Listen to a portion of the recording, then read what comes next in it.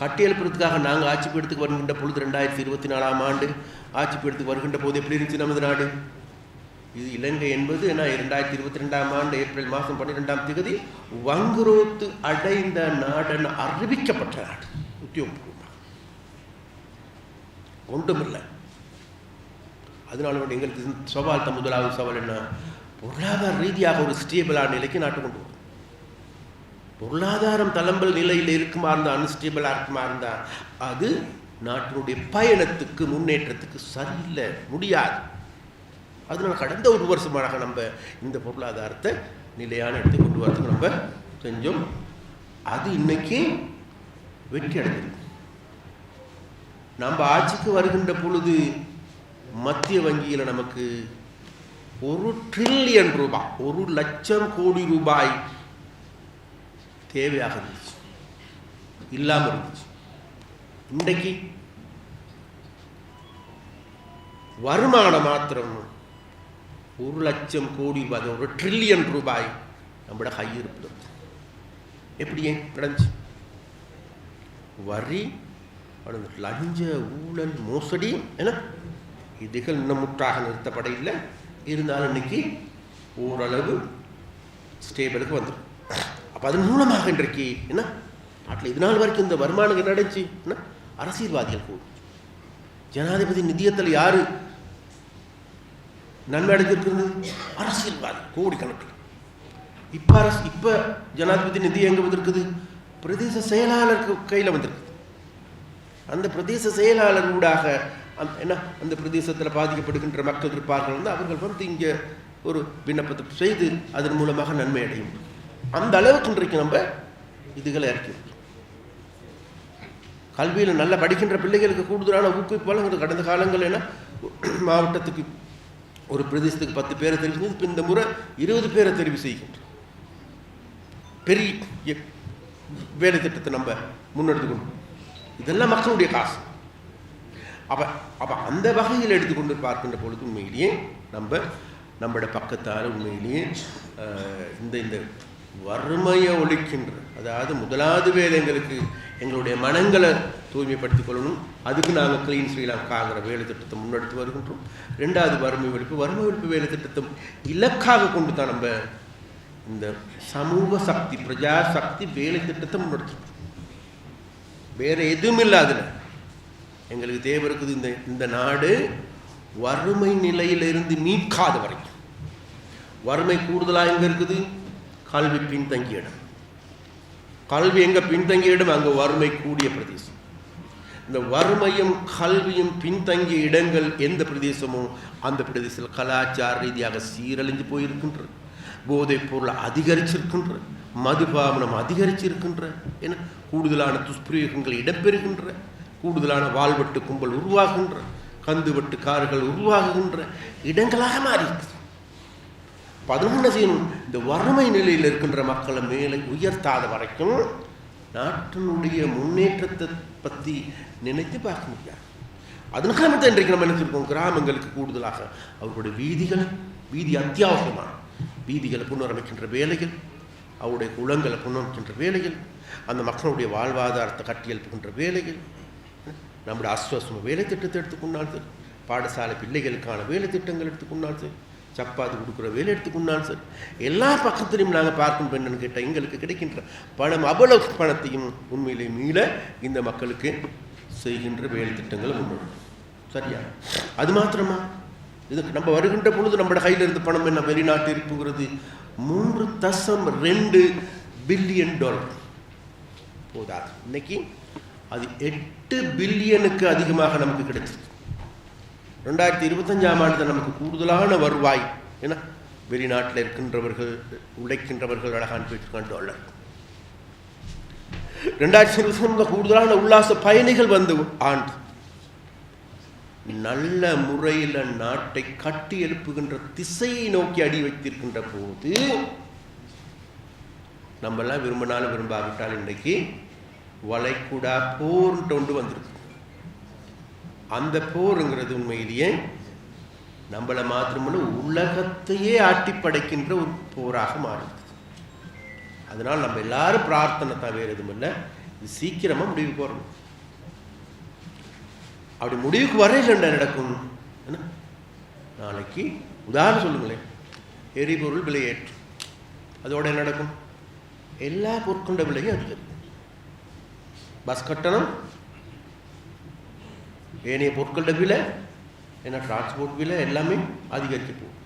அப்போ அதனால இதனுடைய தாக்கங்கிறது பெரிய தாக்கம். ஏன்?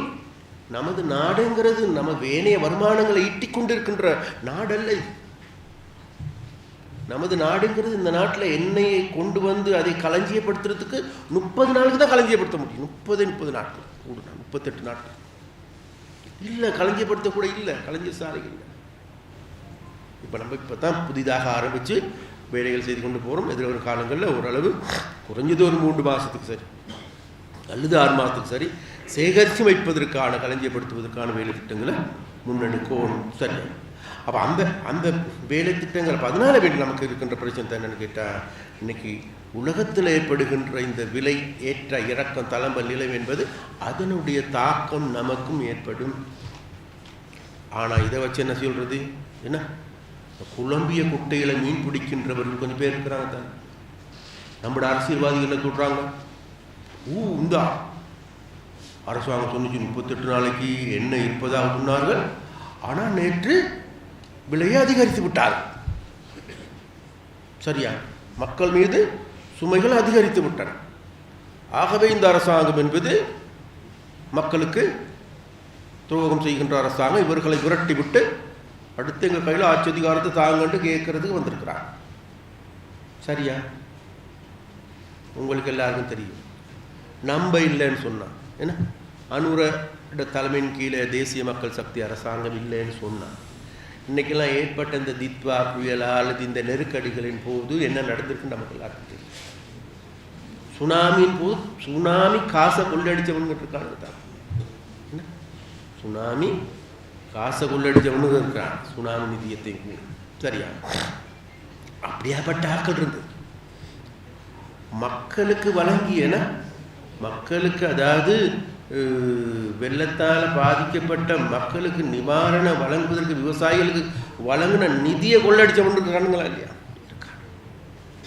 இன்னைக்கு சாதாரண அரசியல்வாதிகளாக வந்தவர்கள்லாம் பெரிய கோடீஸ்வர குபேரர்களாக எப்படி மாறினார்கள்? யாருடைய காசு? அதனால தான் நம்ம சொல்கிறோம் என்ன கேட்டோம், நீங்கள் நாங்கள் இருந்தாலும் சரி இல்லாட்டியும் சரி. சரியா? இது நம்மளோட பிள்ளைகளுக்கு சொல்லணும். நாளைக்கு இந்த நாட்டில் ஒரு அரசியல் மாறி என்கிட்ட அரசியல்ங்கிறது அத்தியாவசியமான அரசியல் தான் எல்லாமே தீர்மானிக்கிறது.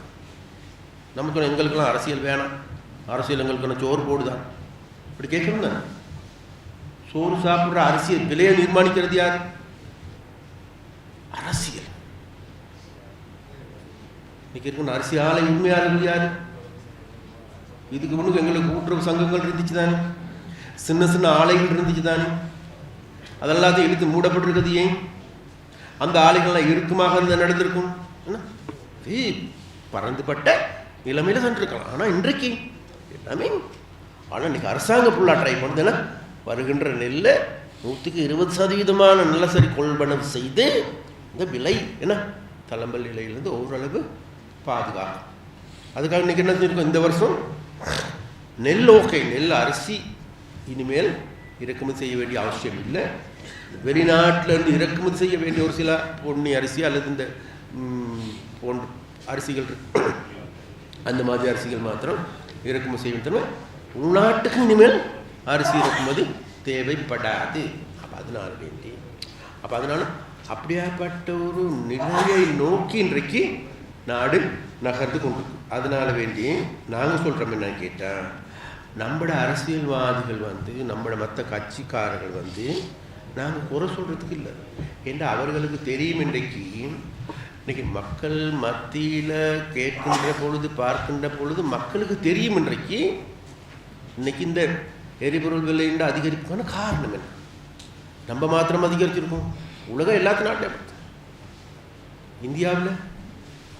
இந்தியாவில் எத்தனை நாள் களஞ்சியப்பட்ட முடியும்? பிரான்ஸில் நம்ம வேற உலகத்தில் பெரிய நாடுகள் சொல்லுகின்றோம். அமெரிக்கா வேறு எதுவும் உலக நாடை கொள்ளடிச்சு சேர்த்து கொண்டு இருக்காங்க தவிர என்ன தாங்கள் நாட்டில். அப்போ அதனால வேண்டிய அப்படியாப்பட்ட ஒரு நிலைமைகள் இருக்கு. அப்போ இந்த நிலைமைகள் இருந்தோட இன்றைக்கு நம்ம இன்றைக்கு படிப்படியாக மீண்டு வருகின்ற பொழுது என்ன நம்மளோட காலாலையும் கையாலையும் இழுக்கின்ற வேலைகளை செய்கின்ற ஆட்கள் இருக்கிறாங்க. அதில் நம்ம சொல்கிறோம் என்னன்னு கேட்ட வேறு எதுவும் இல்லை. இது மட்டக்களப்புக்கு மாத்திரமே நாட்டுக்கு எடுத்துக்கொண்டாலும் அப்படி தான். ஏன்னா யாழ்ப்பாணத்தை நீங்கள் பார்த்தீங்கன்னு சொன்னால் யாழ்ப்பாணம் இன்றைக்கு வேகமான ஒரு மாற்றத்தை நோக்கி வந்து கொண்டு. ஆனால் அங்கே நம்ம இண்டோர் ஸ்டேடியம் செஞ்சோம் போயிட்டு வளர்ந்துட்டோம். யாழ்ப்பாணத்தானுக்கு இண்டோர் ஸ்டேடியம் வேண்டாம், அவன் நாசம் போனால் பரவாயில்லை, வளர்ந்து பெரிய கிரவுண்ட் ஒன்று வரப்போகுது, கிரிக்கெட் கிரவுண்டு. அதோடு சேர்ந்து பெரிய அபிவிருத்தி திட்டங்கள் வரப்போகுது. அதுக்கும் வழக்கு போட்டு அது தற்காலிகமாக நிறுத்தி வச்சிருக்காங்க. ஏன்? அது போன்ற இன்றைக்கு பல்வேறு உல்லாச பயணிகளுடைய வருகை கூடுது. அது இல்லாமல் ஏன் உற்பத்திகள் அதிகரிச்சு, அது இல்லாமல் இன்றைக்கு இண்டஸ்ட்ரியல், அதாவது தொழில்பேட்டைகள் உருவாகி கொண்டு வருது. கேகேஎஸ் பிரதேசத்துக்கு எல்லாம் பரந்தன் கெமிக்கல் எடுத்துக்கொண்டாலும் சரி, உப்பளம் எடுத்துக்கொண்டாலும் சரி, அந்த வகையில் எடுத்துக்கொண்டா இன்றைக்கு விசேடமாக நம்மளோட மீன்பிடித்துறைங்கிறது அத்தியாவசியம். அப்போ கடந்த தித்வா புயலின் போது இந்த மீன்பிடி பாதிக்கப்பட்டவுடன் நம்ம என்ன சொன்னோம்? பயப்படாதீங்க, பாதிக்கப்பட்டார்கள். வீடு பாதிக்கப்பட்டுச்சவங்களுக்கு முதல்ல 15-25,000 கிளீன் பண்ணி கொள்ளுங்க. வீடு இல்லாமல் போணுச்சா, இல்லை வீட்டில் கூரை போணுச்சா, அதுக்கு 5 லட்சம் ரூபா செய்யுங்க. வீடு இல்லாமல் போணுச்சா 50 லட்சம் செய்து கொள்ளுங்க. வீட்டோடு சேர்ந்து காணியும் இல்லாமல் போனால் 1 கோடி ரூபா தாரம். வியாபார நிலையங்கள் பாதிக்கப்பட்டுச்சா, விவசாய நிலங்கள் பாதிக்கப்பட்டுச்சா, மீன்பிடித்துறை பாதிக்கப்பட்டுச்சா, நன்னீர் பாதிக்கப்பட்டுச்சா, ஓணமெண்டல் பாதிக்கப்பட்டுச்சா, எல்லாத்துக்கும் நாங்கள் நட்டு எடுத்தா கொடுக்குறோம். ரால் பண்ண அன்னைக்கு புத்தகத்தில் எல்லாமே பாதிக்கப்பட்டு பெற்று கொடுத்தோம். அதன் பொழுது தித்வா புயலால் பாதிக்கப்பட்டிருக்கின்ற எங்களுடைய மீனவர்களுக்கு வள்ளங்கள் பாதிக்கப்பட்டிருக்குமா இருந்தால், படகுகள் பாதிக்கப்பட்டிருக்குமா இருந்தால், அந்த படகுகளுக்கு பதிலாக புதிய படகுகளை பெற்றுக் கொடுப்பதற்கு ஆன நடக்கும். எங்களோட சீனோர் நிறுவனத்தின் மூலமாக பெற்றுத்தார். சீனோர் நிறுவனத்தின் மூலமாக திருத்தித்தார், படகுகளை திருத்தித்தார். சீனோர் நிறுவனத்தின் மூலமாக வள்ளங்களை தருகின்றோம், வலைகளை தருகின்றோம். அது இல்லாமல் மேலதிகமாக தெரிந்து அவங்களுக்கு ஆன நட்டேடுகளையும் தரும். அப்போ அந்த வகையில் எடுத்துக்கொண்டமாக இருந்தால் நமக்கு எல்லாருக்கும் தெரியும், நம்மட கடற்தொழில் அமைச்சுக்கு மாத்திரம் 10,000 மில்லியன் ரூபாய் 10,000 மில்லியன் ரூபாய் ஏற்பட்ட பெரிய நட்டம். நாங்கள் அதிலிருந்து எங்களுடைய மீன்பிடித்துறையை கட்டியெழுப்புறதுக்காக வேண்டி எங்களால் உதவிகள் செய்து கொண்டோம். வேறு எதுவும் இல்லை. உண்மையிலே இன்றைக்கு ஒரு மாற்றமான அரசியல் உருவாகி இருக்குது. அப்போ அந்த மாற்றமான அரசியல் உருவாகி கொண்டு வருகின்ற பொழுது இன்றைக்கி உலக அரசியல் வித்தியாசமான முறையில் இருக்குது. அது உலகத்தை ஆட்டி படைக்கின்ற ஒரு நிலைமையாக மாறி இருக்குது. அப்போ அந்த நிலைமையில் அந்த என்ன சொல்கிறது, அந்த குழம்பிய குட்டையில் மீன் பிடிக்கின்ற அரசியலை செய்கின்றவர்கள் இருக்கிறார்கள். சரியா? அவர்களோட வேலை அதுதான். எப்படா குட்டை குழம்புன்னு பார்த்து கொண்டிருந்தார்கள், எப்படா இந்த நாட்டில் நெருக்கடி உருவாகுன்னு பார்த்து கொண்டிருந்தார்கள், எப்படா இந்த நாடு நாசமாக போகும்னு பார்த்து கொண்டிருந்தார்கள். ஏன்னா அப்போ அந்த நிலைமை இன்றைக்கு இதையும் கூட அவர்கள் பயன்படுத்துறதுக்கு ட்ரை பண்ணுறாங்க. அது ஒன்று. கடைசியாக நான் சொல்கிறேன் என்னென்னு கேட்டால், நம்ம ஒரு முக்கியமான வேலை திட்டம் முன்னெடுத்துருக்கோம். சரியா? அதுதான் முழு நாடும் ஒன்றாகன்னு சொல்லி என்ன வேலை திட்டம். இந்த போதைப் பொருள், இந்த நச்சு போதைப் பொருளில் இருந்து எமது நாட்டை மீட்டெடுக்கிற வேலை திட்டம். நச்சு போதைப் பொருள் என்ன முழு இலங்கையும் கருப்பு உலகம் ஒன்று என்ன, இலங்கையில் இருக்கின்ற வெள்ளை உலகம் போன்று கருப்பு உலகம் ஒன்று இருக்குது. அந்த கருப்பு உலகத்துக்கு இன்னுக்கால போலீஸ்காரனுங்களா, ஓஏசியா, டிஐசியா, கேர்னலா, மேஜரா, சிஐடியா, புலனாய்வு பிரிவா, என்ன நடிகர்களா, நடிகைகளா, இமிகிரேஷன் டிபார்ட்மெண்ட்டா, ஏர்போர்ட்டா, எல்லா இடங்களையும் இன்றைக்கும் அவர்களுக்கான வலைப்பு நடக்கும். அதனால தான் அனுரத்தோடு சொன்னார், நாங்கள் கதவை திறந்து பார்த்தா ஏன்னா பின்னாட கருப்பு உலகம் உண்டு. அப்போ இன்னைக்கு தேவை இருக்குதுன்னு கேட்டால் மற்ற அரசியல்வாதிகள் மாதிரி என்ன எதை கெடு போனாலும் பரவாயில்ல, அந்த கருப்பு அந்த கதை இழுத்து மூடி போட்டு நாடு எப்படி போனால் தான் என்ன, மக்கள் நாசமாக போனால் தான் எங்களுக்கு என்னான்னு சொல்லி நாங்களும் 5 வருஷமாக 10 வருஷமாக ஆட்சி செஞ்சுட்டு போயிருக்கோம். ஆனால் இன்றைக்கி நம்ம முடிவு எடுத்துருக்கிறோம் எதுவும் இல்லை, இந்த நச்சு போதை பொருளை என்னைக்கும் இதை அடியோடு ஒதுக்கின்றோமோ அது வரைக்கும் நம்முடைய போராட்டம். அப்போ அதற்கான வேலை திட்டங்கள் தான் இன்றைக்கு நாங்கள் மாவட்ட ரீதியாக, பிரதேச ரீதியாக, போலீஸ் திணைக்களத்தின் ஊடாக அல்லது போலீஸ் ரீதியாக நாங்கள் இன்றைக்கி முன்னெடுத்து வரோம்.